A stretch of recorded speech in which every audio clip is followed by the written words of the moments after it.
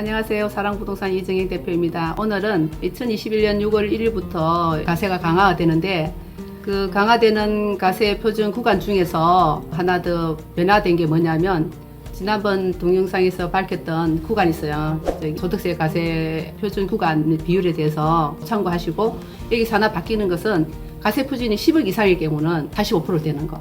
그러니까 5억 이상이 42%였는데 10억 이상은 45% 되는 거예요.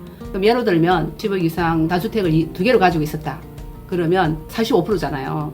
내년 6월 1일부터는 두 주택을 가지고 있으면 10%에서 20% 더 올리거든. 그러니까 45%에서 65%예요. 그럼 65%에다가 지방소득세 하면 또 6.5% 더 되잖아. 그러면 얼마예요? 71.5%죠. 그렇죠? 그만큼 양도소득세를 내는 거지. 그 다음에 3주택일 경우는 45%에서 30%가 붙거든. 그게 75%잖아. 75%에서 7.5%를 더하면 얼마예요? 82.5%지. 그러면 두주택일 때는 8%고 3주택일 때는 12%잖아, 취득세가. 그럼 취득세 12% 내고 양도세도 82% 내면, 그러니까 집을 사면 다 세금을 뺏겠다는 거지. 하나도 보유세만 내고 거꾸로 이래 되는 지금 예정이 되어 있는 거예요. 집의 투기에 대해서는 그것을 이익이 남는 부분에 대해서 불로소득은 다 세금으로 다 징수하겠다라는 겁니다.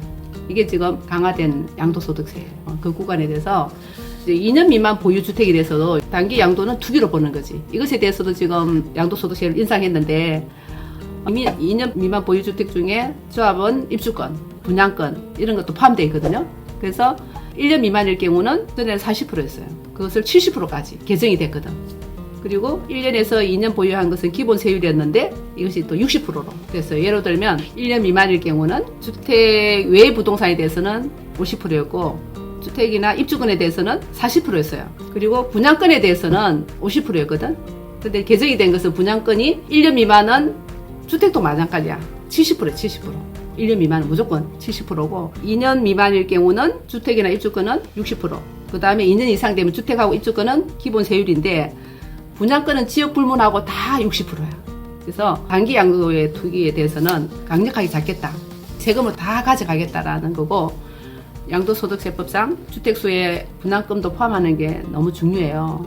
과거에는 분양권이 몇 개가 있어도 비과세였거든. 근데 이제 대출을 받든지 청약시에도 분양권이 주택수에 포함되니까 세대상 다주택자 이 부분에 대해서 잘 봐야 되는 거지.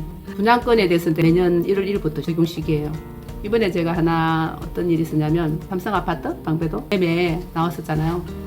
그분이 5구에도 하나 가지고 있고 여기 빌라 가지고 있었어. 제가 그렇게 설명했거든. 먼저 적게 남은 것도 파시고 이제 많이 남는 건 뒤에 파는 걸로. 근데 그분은 뭐 그런 거 안 따지고 먼저 파시긴 하셨더라고. 근데 이걸 먼저 팔았으니까 나머지 하나 최종 주택이 남잖아요. 이 주택을 바로 팔려고 하면 옛날은 양도소득세가 그 비과세를 받았어요. 일시적 2주택 비과세가 되는데 지금은 최종 주택은 저 집을 판 날로부터 2년간 또 보유를 해야 돼. 판 시점이 다시 시작되는 시점이야. 2년 뒤에 팔아야 돼. 그래야 비과세가 되는 거야. 이게 또 바뀌었어요. 장기 일반 민간 임대주택이라고 4년 단기, 8년 장기 이렇게 했었거든요.